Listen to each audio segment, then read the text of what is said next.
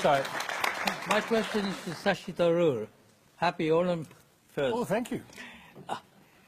You too. You mentioned about Britain. Mentioned that Britain left India in a worse off condition than had it been without Britain. You also mentioned about reparation from Britain.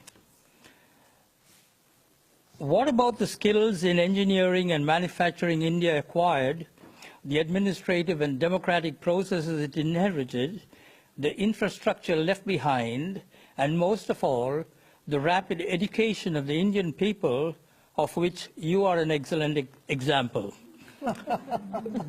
Surely, no one can price these intangible values that were gained during the British rule in India and propelled the country to its present position as one of the leading countries in the world. Finally, one more question. I'm doing a Jeffrey Robertson here. In your opinion, where would India be today if the British did not step into India?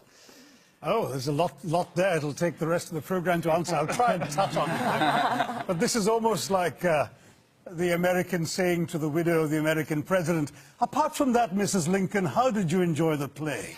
I mean, you know, really, the British came to one of the richest countries in the world, accounting for 27% of global GDP in 1700, 23% in 1800, and over 200 years of exploitation, depredation, loot and destruction, reduced it to a poster child for third world poverty, just over 3% of global GDP, 90% of the population living below the poverty line when the British left in 1947, a literacy rate, you speak of education, a literacy rate below 17%, and a life expectancy of 27. The growth rate of British India from 1900 to 1947 was 0.001%. That's what they were doing while draining the country of taxes and resources. Education, my gosh, the British, the last thing they wanted to do was invest in educating Indians.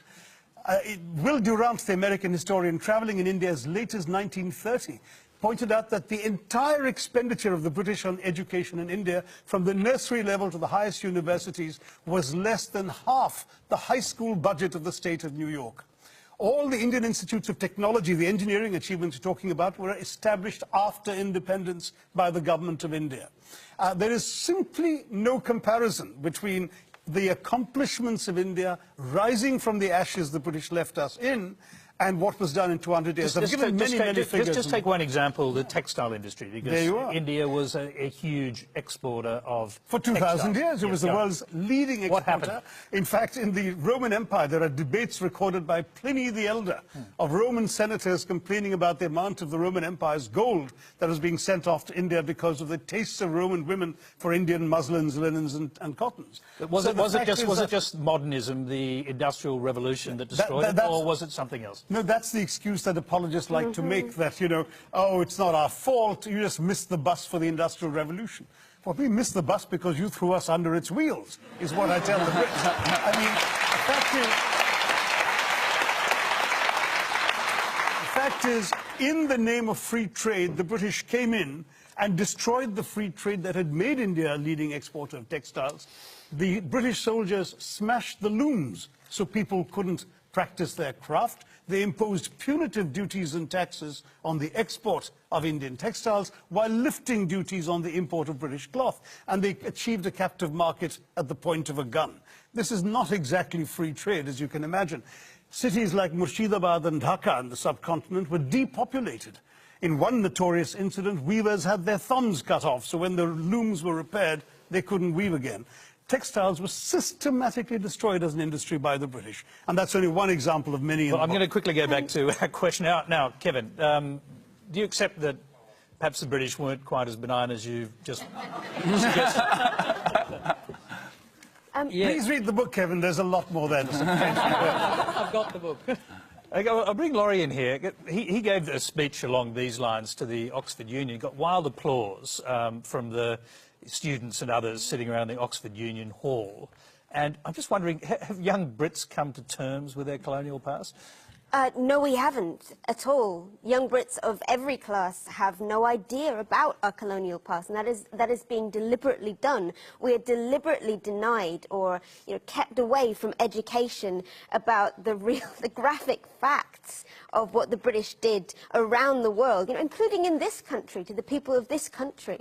The crimes of the British and the crimes that we committed and that were done in our names over 400 years of pillaging conquest is something that we don't like to think about, and yet it is everywhere in modern British history.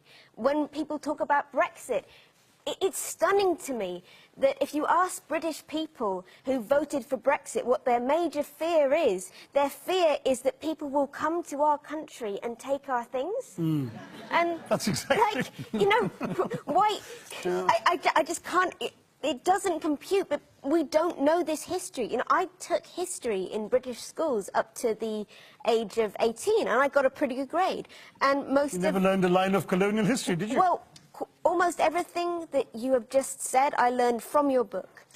I'm going to throw quickly back to Shashi because, one of the great heroes of the Second World War, in fact, of the 20th century, Winston Churchill, you've basically accused him in your book of complicity in a famine that killed 4 million Bengalis. Rightly so. 4.3. I mean, Churchill personally took the decisions that actually not only plunged Bengal into starvation, but had the British actually purchase grain that the Bengalis could barely afford to buy in order to ship it to Europe, not to aid the war effort, as his defenders claim, but to boost the buffer stocks in the event of a future possible invasion of Greece and Yugoslavia.